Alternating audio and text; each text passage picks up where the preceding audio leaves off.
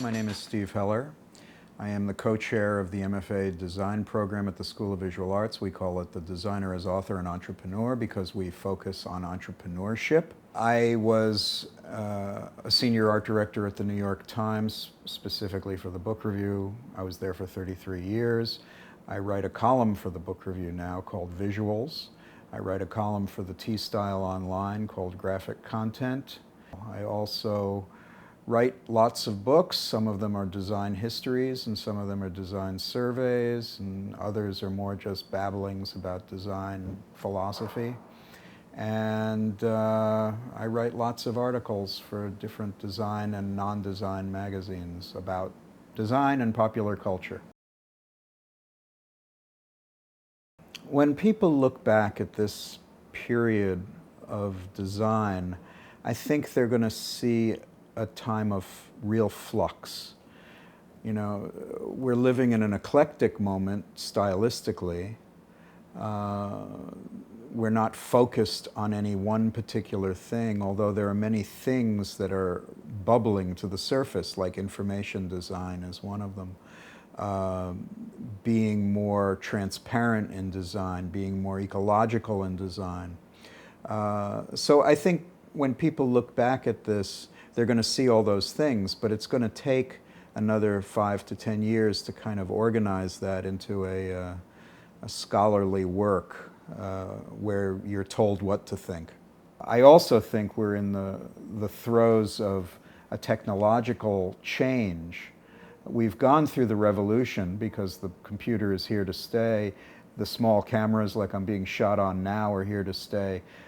So right now we're trying to figure out how to combine design in a two-dimensional sense and a three-dimensional sense with movement and sound and other things. So in that sense we're in flux. There's not one individual yet that has risen to the surface to say, I'm leading the way, and maybe there won't be, maybe there shouldn't be. The idea that there are these new technologies that weren't here 10 years ago has made a significant change on design and designers. iPad, designing for the iPad, designing for smartphones, these are all things that designers now have to address that an older generation, I think, is trying to keep up with, but because they weren't weaned on it, find it more difficult. But you know, I look back at the early days of television and how primitive things were back then, but designers were saying now that there's television, there's going to be a new typography. And that typography has kind of occurred, the typography of movement. So I think motion, sound, emotion, as well as motion is very important. We talk about ethnographic issues, we talk about sustainability issues, we talk about social impact. There are all these things that are coming into the design forum that we didn't really have that much concern about maybe 20 years ago. 10 years ago we did, and now it's really right in front of our eyes. Type is always going to be really important to designers, and now I think it's becoming even more so. People speak emotively and objectively and subjectively through type. That's what designers, particularly graphic designers, use, and they have to be fluent in it. I think there was a moment where type was not so important to the designer because there were all these other bells and whistles that were being played with.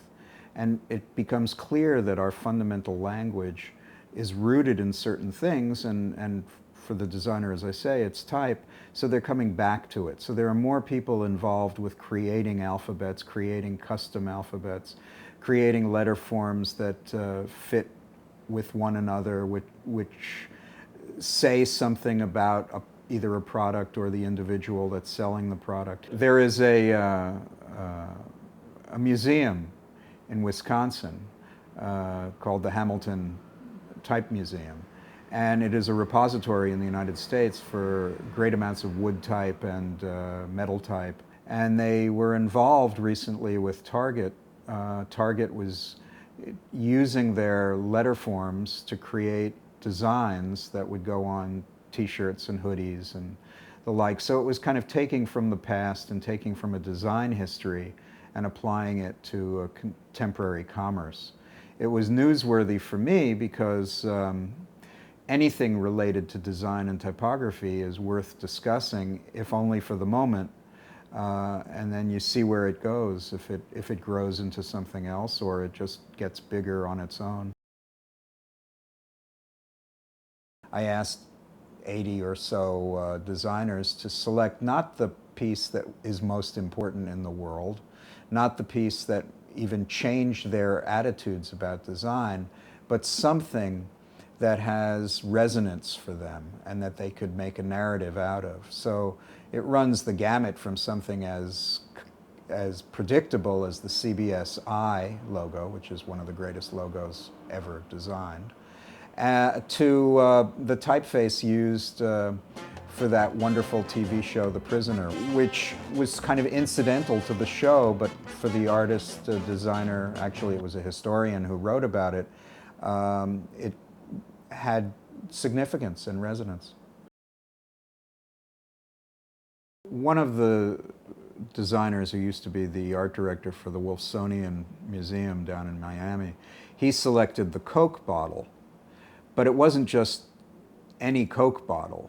It was a foreign Coke bottle to show that you can put the Coke logo in, say, Arabic or Chinese or Urdu on the bottle and it still is Coke, which is the genius of their whole identity system. They managed to create something that was both timeless and versatile, and that's what every logo designer wants to do. So it wasn't necessarily his favorite piece of design, and it wasn't the thing that brought him into the profession, but it's the thing he admires greatly for the kind of science and magic that it conjured.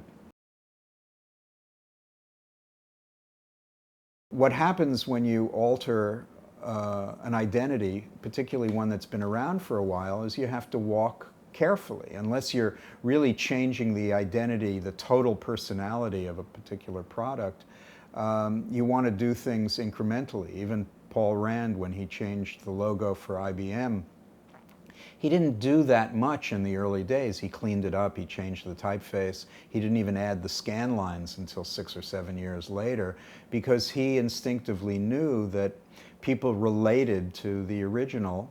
And what he wanted to say was, okay, the original is changing, it's growing, it's getting better, but if you revolutionize something, people are going to be distrustful.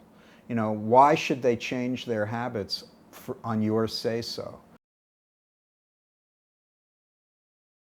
I bought a bottle of soda this weekend that I really liked the feel of. You know, they now have these large bottles of lemonade. They're kind of specialty French, they call them French lemonade. It just had this kind of sensual look, you know, curvaceous. And so where you put your hand to drink was really a holder for your hand, as opposed to, you know, a straight bottle like Smart Water. I never drink Smart Water. I don't really love the bottle because I feel like it's going to slip out of my hand. Every so often I will buy something for packaging. I was in Ireland, I was in Dublin, and I went to a store, I forget the name of it. I wrote about it, and the packaging for their house brands was so wonderful, I just started buying packages. All illustrated, beautifully done. And those are things that designers, you know, get masturbatory over, but I also think it showed a respect for the consumer, and the consumer going into that store was very happy to have that kind of brand. I bought a lot of tea, for example.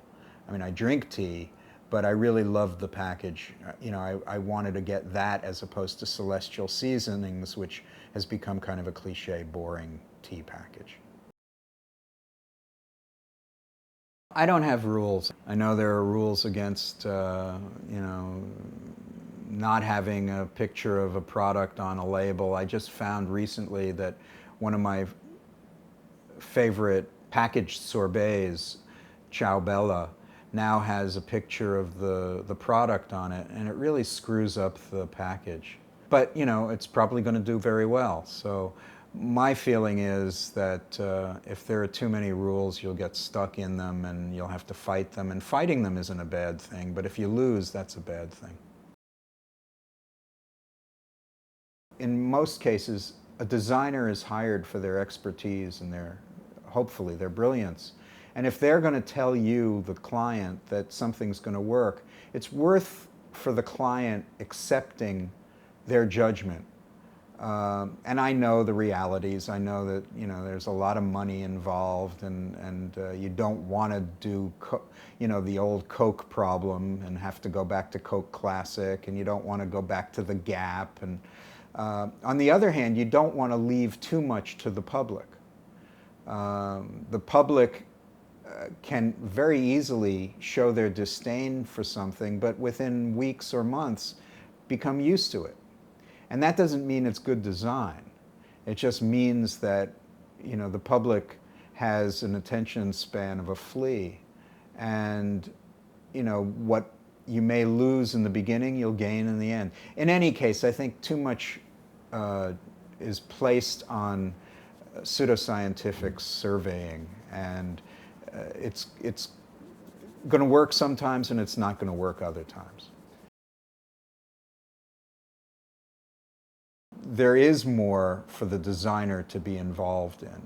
There's also integration, cross-platforming. There's a lot of hybridization. There's a lot where the graphic designer of 20 years ago isn't the graphic designer today. I mean, I joke and I say, it's not your mother's graphic design anymore. It's something else. I think the attitude of the student today is more embracing of history, because the design field is giving more history. And making more history.